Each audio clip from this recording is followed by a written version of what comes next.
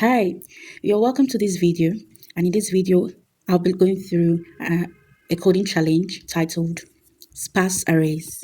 Sparse Arrays is a question or a coding challenge question that is part of the week 1 for the 1 month interview preparation kit on HackerRank. So this is a series that I'm going through.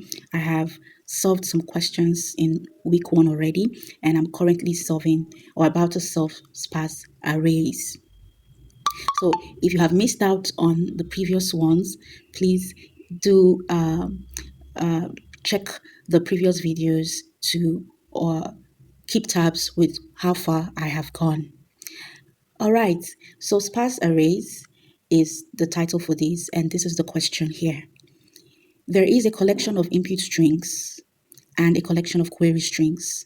For each query string, determine how many times it occurs in the list of input strings. Return an array of the results. So the example I have here, I can see the query strings array and the strings array and the strings array and the queries array. And from the question, I can see that I am meant to check to determine the occurrence of each of the strings in the queries array in the strings array. So for example, I'm meant to find how many times AB occurs in strings array and how many times ABC occurs in strings array and also for BC. Now I can see this is the results, and from the results here, that tells me I'm expected to return an array, an array with values from the occurrence the occurrence of the strings in their order or their order in the queries array. So AB occurs twice here, and I can see 2. ABC occurs once in strings array, I see 1, and BC do not have any occurrence in the strings array, and I can see 0. So I'm returning an array of the occurrences of the items or values in the queries array, okay, in the strings array. All right, nice. Now this question is very familiar to a previous coding challenge that I have worked on the channel titled Finding Duplicates. If I remember clearly, it's Finding Duplicates. And in that question, I remember that I stored the occurrences in a register, and then based on the occurrences, I printed the particular values, not the occurrence, but in the number of number of times they occurred in the array. And with finding duplicate, it was just one array. So I was searching with the values in that same array, finding the occurrence in that same array. Wow, that was quite complex, and this looks a lot more easier, but I will adapt to register method and then move from there. So for the sake of analogy, I'm going to analyze this in a whiteboard as quickly as possible. So currently I have the strings array, and then I have the queries array.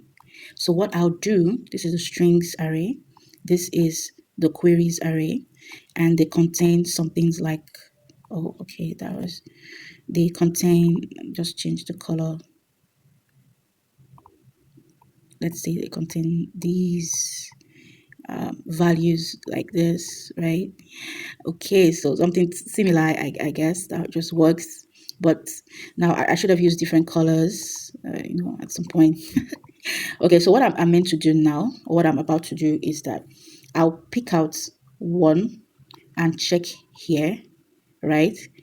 That's what I think I should do. Pick out one, check the occurrence, and then push the occurrence in an array. Then go to the next one, check the occurrence, and push that as well in the array. But from what I can see here, if I'm going to pick one, it means I'm going to loop. I'm going to pick one of the items, and I'm going to loop through again, checking, or just use the dot includes. But if I use the dot includes method, it's just going to return true.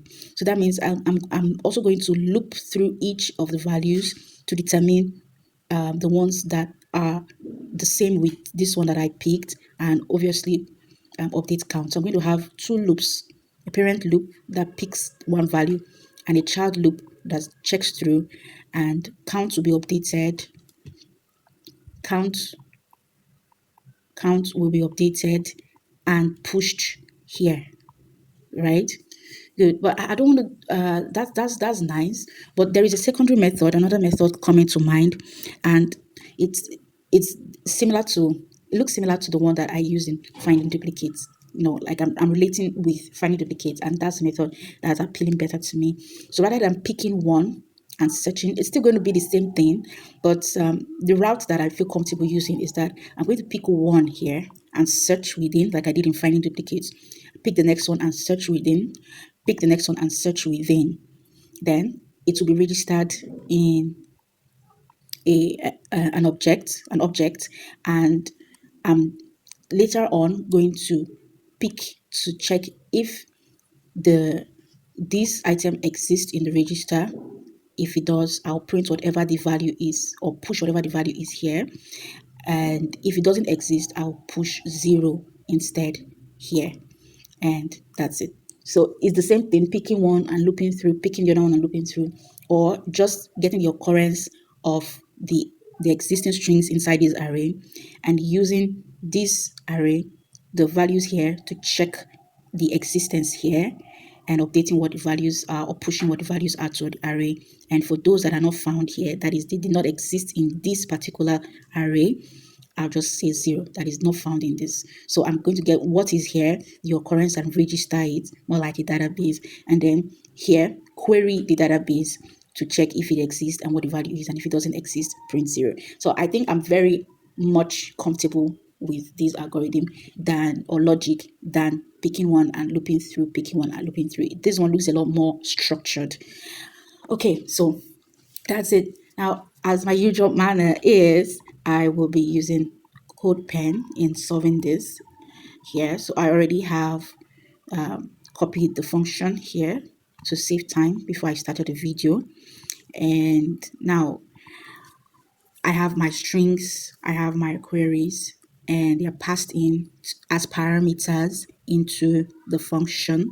And with that, I can access them within the function. So like I said, the first thing is I'm going to loop through strings. So to loop through strings, I will say I'll use the for loop for, let's say, str of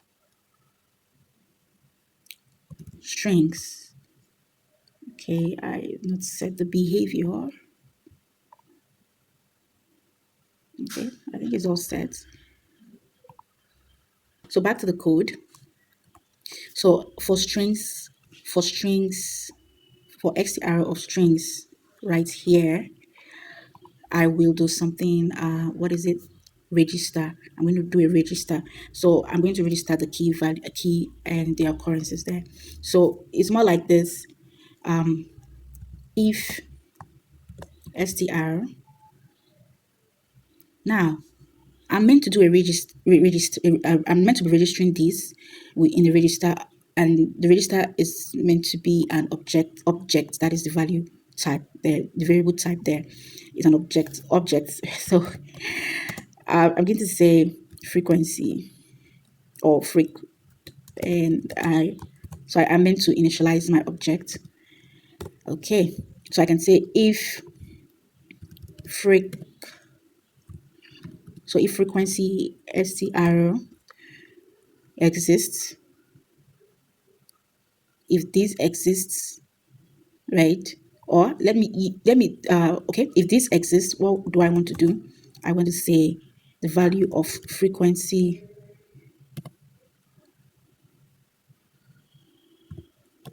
str plus equals 1. Now remember that it is not allowed to reassign constants, so I'll need to change this to let. So this will be it. Okay, I think, yeah, since it's an object, it shouldn't affect that, because I'm updating the value of a key within the object and not the entire object. All right, so if this exists, then I should increment the value of that key by 1. So what if it does not exist? So what I'm going to do is I'm going to check if it doesn't exist, right? Then if it doesn't exist, it should now exist. If it doesn't exist, then it should now exist. So I'll equate it to 0. So it now exists, but it is equals 1. Pardon me, 1. 1. So it exists. If it does not exist, then I would register it and say found once. If it doesn't exist in the frequency object, I would register it and make the value 1. Okay. Now, else, the else there says, okay, it exists. The if statement says, if it doesn't exist, do this. Then, what if it exists? If it exists, I'll just frequency str. So I'll just update it by 1, increment it by 1. So that's it. That's it. So when I'm done looping through strings and registering the values on their first occurrence and updating it on their second occurrence, updating them on their second occurrences, then the next thing I said I would want to do is do with another loop, check if the strings in queries exist in a database that is in the objects, right? And then retrieve their value and push it into the array that I meant to return. So I'm going to initialize an array here and just call it result. Awesome. So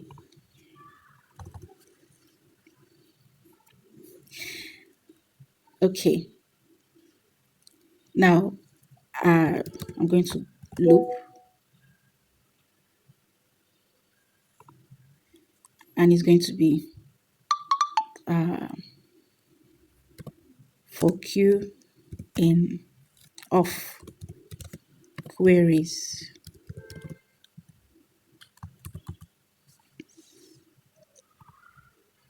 Or just str is still fine. So what I'll do is, while looping through each of the strings and queries, I will check if that particular string exists in the database that is in the register, right? Now, if it does, then I would push the value.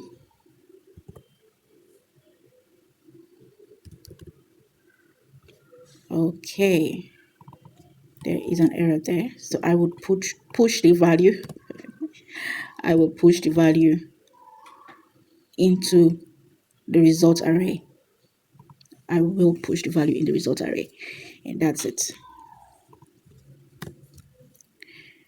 Okay, so in a case where the string in queries do not exist in the database, that is in the objects, right? What will happen?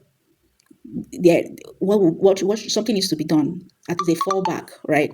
So in that case, I would say else return or results dot push 0. Okay, so like I said, I checked the occurrence of each of the strings that exists in the strings array and registered it in a database. By database, I mean objects, right? So, and I'm querying the database if these values in queries exist in the database. If it does, I get the value of it, that's the occurrence of that string. And if it doesn't, that it doesn't exist at all, I'm just going to return 0. That is, it doesn't exist. So I prefer this method, like I said. So finally, I would need to console log results.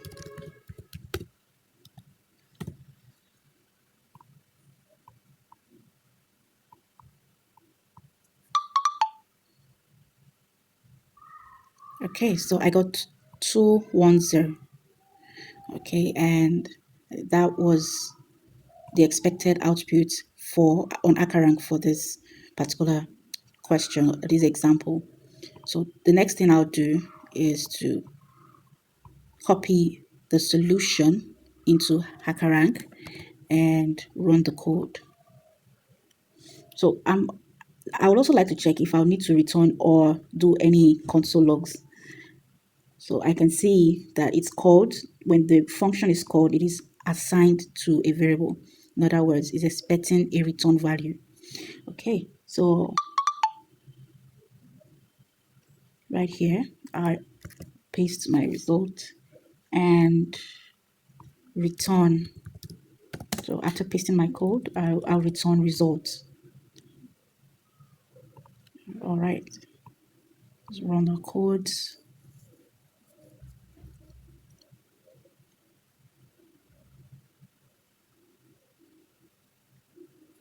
Okay, it's still processing, it's running.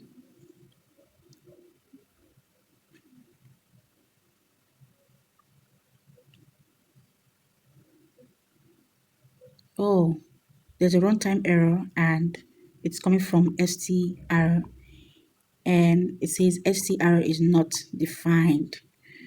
Okay, so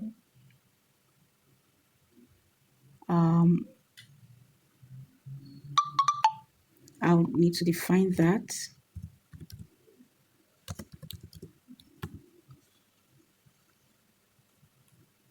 So I'll run again. Okay, so test case, sample test cases passed. Okay, so I'll submit the code to check for other test cases if this solution also passes these all 12 test cases.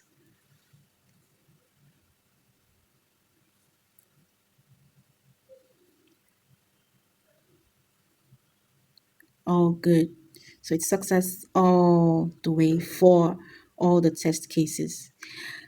All right, so that is it with this coding challenge titled Sparse Arrays. Thanks for joining me. I would be glad if you could subscribe. Please subscribe. When you do, it excites me. I feel appreciated, but I mostly feel appreciated when you go through these videos. I'm more particular about you going through the videos and working through these challenges with me, but please make me extra excited, yeah, by subscribing. And these videos will be coming up every lunch hour.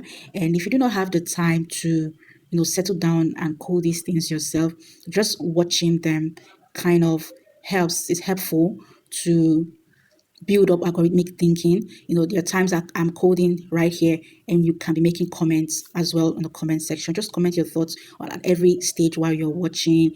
Just comment, just feel, get involved. And by so doing, you're just reminding yourself of some things that you already know or getting to know other ways to achieve these things. So thank you once again. I hope to do this with you again in another video. Enjoy the rest of your day. Thank you.